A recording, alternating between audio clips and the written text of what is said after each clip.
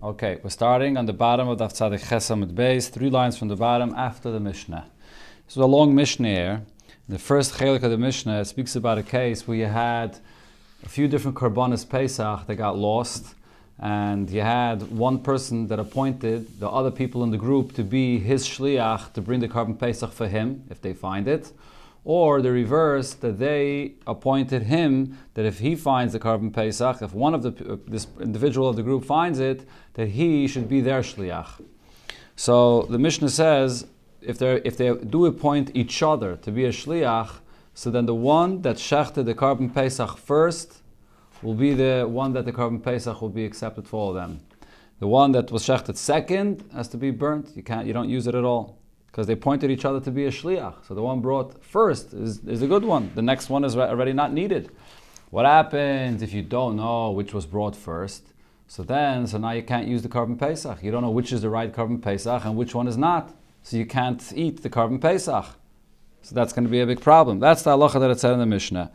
However, then the Mishnah said, what happens if the group split and there was one person that went to look for the Karban and the rest of the group brought their Karban Pesach and they didn't make up with each other. They didn't appoint each other to be shluchim at all. Each one is going to do his own thing. So then they're not responsible for each other. They're not shluchim for each other, and everyone brings their own Karban Pesach. And that's it. It's fine. So the Gemara makes a very interesting comment based on this Mishnah. Tana Rabbanan, we learned in the Braisa. Amar lehen va'amru loi, in a case where one individual of the group appointed everyone else to be his shliach to bring that Karban Pesach, and va'amru loi, and in a case where everyone else in the group appointed this one individual to be their shliach to bring the Karban Pesach for them. So eichel min harishain. So then the one that was shechted first, that's the one that's the right Karban Pesach. Loi amalen v'loi amru loi. He did not tell them anything. They did not tell him anything. Nobody in the group appointed each other to be makar the Karban Pesach. So then, they're not responsible for one another. If one individual brought his own Karban, so that's his Karban Pesach. If the other people in the group brought their own Karban Pesach, so that's theirs. They're not responsible for each other. So mikan omru chachamim. So based on this, here you have an application where the concept that Chachamim said, Yafe shtike lachachamim, to be quiet is good for wise people, and it's even better for foolish people that they stay quiet. Shenema, the pasuk says, Evil machrish, when a foolish person is quiet, chacham yachashiv, he seems to be wise. So over here in this Mishnah, if they appoint each other as shluchim, they get themselves into a problem, because then only the one that was brought first will be accepted. So if they're not going to know which one was brought first, then they're going to have a problem. They won't be able to eat the Karban Pesach. But if they don't appoint each other as shluchim, so then each one just takes his own Karban Pesach, and that's it. So in this case, it comes out that it's better if you're quiet. Okay, now we go to the next part of the Mishnah, where it said, Shnayim shenis arvu peschayim v'chulu. So what did it say there in the Mishnah? You had two individuals, and each one had a Karban Pesach, and it got mixed. They're not sure now which is their Karban Pesach. You could only bring your Karban Pesach. So what are we going to do? So the problem over here is, by the Karban Pesach, as the halach is, as we'll see right over here in the Gemara, you can't just remove yourself of a Karban Pesach and switch to another Karban. I mean, and in this case where it got mixed, you would think, very simple. So let's each one of them remove themselves from the Karban Pesach and then reappoint themselves or recount themselves on whichever animal they choose. So that's it, everything is fine. But it doesn't work that way. The problem is, you could remove yourself from a Karban Pesach as long as there's still somebody that's counted on it. If there's nobody counted on the Karban, you can't remove yourself. There has to be someone left over that's still counted, on the Karban. So if you have Reuven that's counted on one Karban, Shimon that's counted on another Karban, and now it got mixed, they can't just remove themselves and reappoint themselves to a certain animal, because then they're leaving a Karban Pesach without anyone on it. So therefore, it's what? It is, but over here the Mishnah is speaking about a case where one person had a Karban Pesach. That's, if you remember, we had a machlokes before, whether you're allowed to bring a Karban Pesach alone or you must have a chabura. So the Gemara is going to bring up that machlokes soon, but it's a machlokes. According to one opinion, you could bring a Karban Pesach alone, and according to another opinion, you must have a chabura. So, but over here, this Mishnah is talking about the case where you had Reuven on one Karban and Shimon on another Karban, and now it got mixed. So what do you do now? What's the next step you got to do? So the Mishnah says what you have to do is Reuven has to join another newcomer that he brings from the market, from the street, on his carbon. Shimon, that has his carbon Pesach, also has to join a newcomer to his carbon. And now Reuven and Shimon each go to each other's carbon, and they say, listen, if this carbon is really mine, so then this newcomer should be appointed with me. And if this carbon is not mine, so then it belongs to this newcomer that was just appointed on it, and I'm going to be joining him. Right? So in this way, there's always someone there on the carbon. Even when they're switching and reappointing themselves in the carbon, they're never leaving the carbon Pesach without somebody appointed on it. That's what the Mishnah said. So here the Mishnah is going to bring a machlekes between Rabbi Yehuda and Rabbi Yosi about this, and we'll see if our Mishnah can follow Rabbi Yehuda's opinion. It would seem our Mishnah cannot follow Rabbi Yehuda, the Tanya, because it said in a Braisa, Vim yimat habayis mi yois miseh. If the simple pshat of the pasuk is that if there's not enough people in the house that are going to be eating from this carbon Pesach, so you could add more people to join you in the group. That's a simple pshat. But over here in this Braisa, the way we're translating this pasuk is that you can be memayit yourself. You can remove yourself from the carbon Pesach. But it says yimat. Yimat means you could remove yourself to bring down the number of people joined on the carbon. But you can't completely remove everybody from the carbon. So therefore, Melamed, this pasuk teaches me that people could remove themselves. One, another, and a third could remove themselves, but ulvad, as long as somebody from the original group on this carbon has to still remain there on this carbon. You can't have everybody just remove themselves from the carbon. Divrei Rabbi Yehuda. This is what Rabbi Yehuda is saying. So as Rashi explains, what Rabbi Yehuda means to say when he says Sheyehei echad mibnei chabura kayim, what is this expression of mibnei chabura? The original chabura, the original group that was designated on the carbon. Somebody from that original group has to still remain on the carbon if people want to remove themselves. Rabbi Yosi says, "Ubelvad shelo yanichu es haPesach kamois shehu." As long as the carbon Pesach is not left as is, meaning it's not left alone without any owner on the carbon whatsoever, it's fine. So what's Rabbi Yosi saying? So Rashi explains, Rabbi Yosi is arguing in Rabbi Yehuda and says, you don't have to have on the carbon Pesach someone from the original group that's left there. As long as there's somebody counted on the carbon Pesach, other people could remove themselves. So if you had the original group and then you had a newcomer that was appointed later on, now, because you have an issue, even if you have a newcomer that was appointed later on, it's enough that even that newcomer is still there on the carbon. So now, what's the Gemara's question? It would seem that our Mishnah only follows Rabbi Yosi and not Rabbi Yehuda. Why? But we said if one person that come can't go away. If one person has one carbon, you cannot leave the person alone. Correct. No, So 1 second, I'll explain. So what the Gemara is saying over here is, in the case of the Mishnah, you had a carbon Pesach that belonged to Reuven and a carbon Pesach that belonged to Shimon. And now they got mixed. And they went and joined a second person with them. And what did the Mishnah say? Each one says, if it's mine, then this newcomer joins me. And if it's not mine, this carbon Pesach, then I'm going to join this newcomer in the group of the carbon. How could you join that newcomer?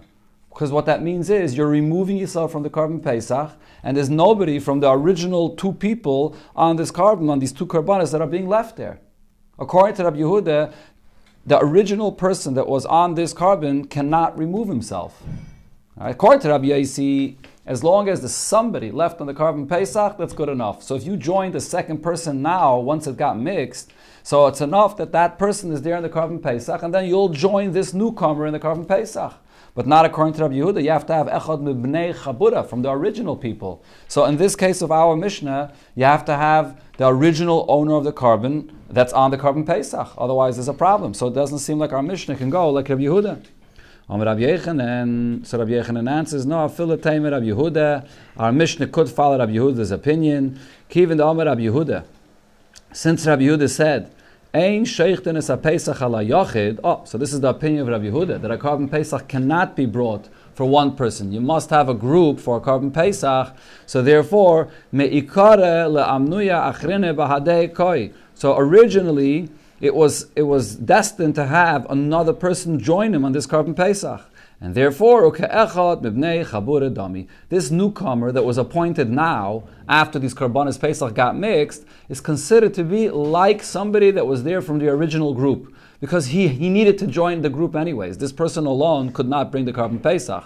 So therefore it's as if he's from the original group, and therefore, even according to Rabbi Yehuda, it'll be fine if he's the only one left on the Karban Pesach, and you're going to be joining this newcomer. This newcomer is not really a newcomer. This newcomer was really originally intended to be joined in this Karban Pesach, and therefore fits even according to Rabbi Yehuda. Ravashi proves this from the Mishnah. Masnis and Nami Deike, I'll prove to you that the Mishnah follows Rabbi Yehuda's opinion. Diktani, because one of the cases that it says in the Mishnah is as follows. V'chein chomesh chaburois, if you have 5 groups, shal chamisha, and these 5 groups, each one of them has 5 people in the group. Okay? And then what happened? These 5 Karbanis Pesach of these 5 groups got mixed with one another. So what do you do? What does he do? So the Mishnah says, what you do is, now each one of these groups has 5 people in it. Each of these groups has to now spread themselves, one on each of the Karbanis Pesach. You have 5 animals, so from each group you have to have one person for each of the animals, because you're not sure which animal belongs to which group. So you want to have one person from each one of these 5 groups that are now going to join one of those animals over here. So then when like the Mishnah explained, you have one from each group on each of the animals, and this one person says to the other 4 people, if it's mine, so then you join me. And the other 4 say, and if it's ours, then you join us. It's like this, you recount them on the animals to have the Karban Pesach, again, designated for the people to be able to bring it. That's the way the Mishnah described to do this. And now the Gemara has the following simple diak here. It said in the Mishnah, chamisha, that there were 5 groups, and in each group there were 5 people. So chamisha in. So this is only if you have 5 people in every single group. Avol shel chamisha ve'arba loy. But if you have 5 groups, and in all of the groups there are 5 people, but in one of the groups there are only 4 people, so then you can't do this. Why not? Why can't you do this? So what's going to happen? You can't have, from that last group, you can't have one person for each one of the animals. For one of the animals will not have somebody from this group. And we have a suffix. Each one of the animals could belong to any of the groups. But for one of the animals is not going to get one person from this group that only has 4 people. And that's why you can't do this. Now, but the question though is, why can't we just join a new person now? If one of the groups is short, one person, there's only 4 people, so join a new member right now. And then you'll have 5 people in that group right now. And he'll be the one that will go on that last carbon that's missing a person. So why can't we do that? The answer is because according to Rabbi Yehuda, you can't join a newcomer now. You have to have someone from the original group that's on the Karban Pesach. If you don't have someone from the original group, it's not good. That was the point of Rabbi Yehuda that argued with Rabbi Yasi. So if the Gemara says, Lav, don't you think that I see from this Mishnah here? Because in the case where there's only 4 people in one of the groups, you're not going to have someone from the original group that's going to be counted in every single Karban Pesach. You're going to be short 1 Karban Pesach, 1 person. And you can't join a new person now.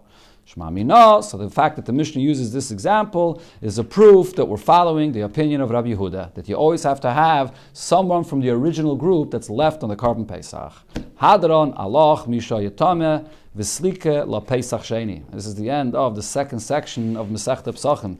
Pesach Sheni means the first couple of prakim, first 4 or 5 prakim, first 4 prakim was all the halachas of chametz and matzah and so on, and then starting from Perek Tamid Nishchat, 5th Perek, was all the halachas of Pesach, Karban Pesach. So in the Rishonim it's referred to as the second section of Masechta Pesachim, Pesach Sheni.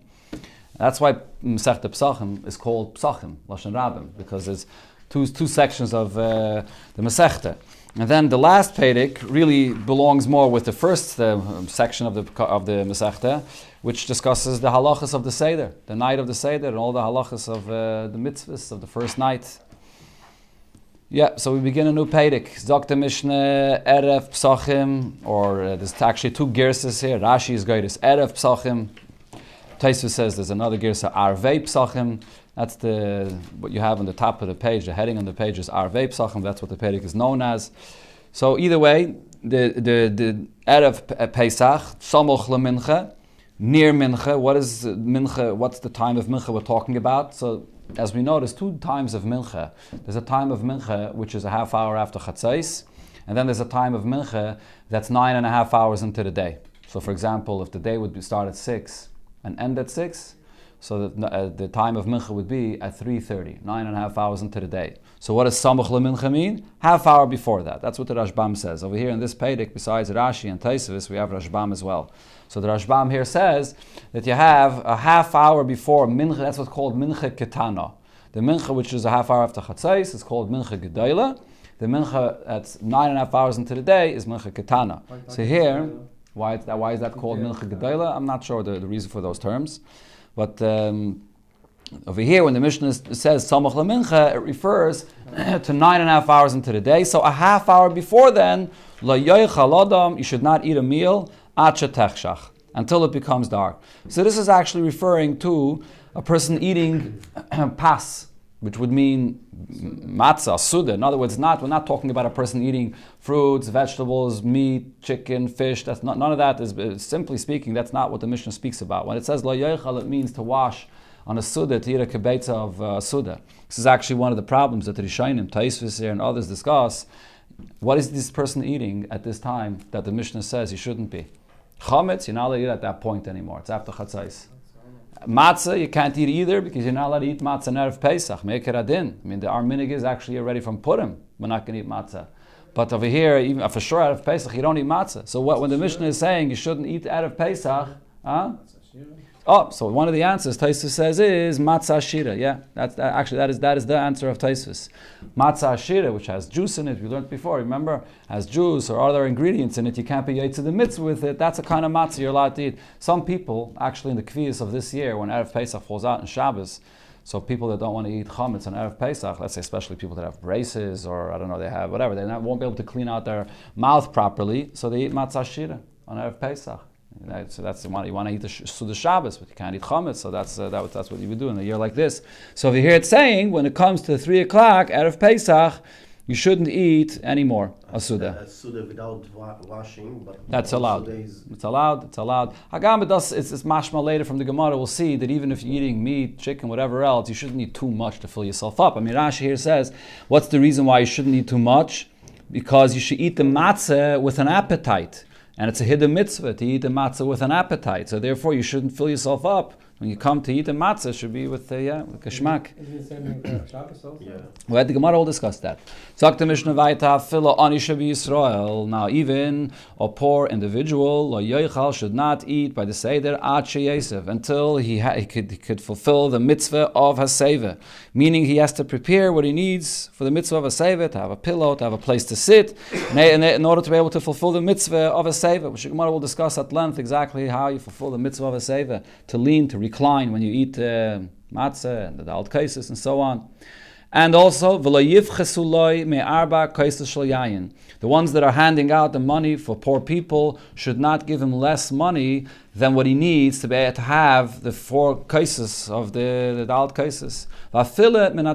Even an individual that has to get his money from a tamchoy, which is a tzedakah that's designated for people that are extremely poor, they don't even have 2 meals for that day. And they hand out mamish the meals, the basic meals that you need for that day. Even such an individual has to get the dal kaisis. And what this really means over here is not only the fact that we have to give it to him, but it's really talking to the poor person himself. If there's nobody that's going to give it to him, he has to see to it, to go collect money to get it.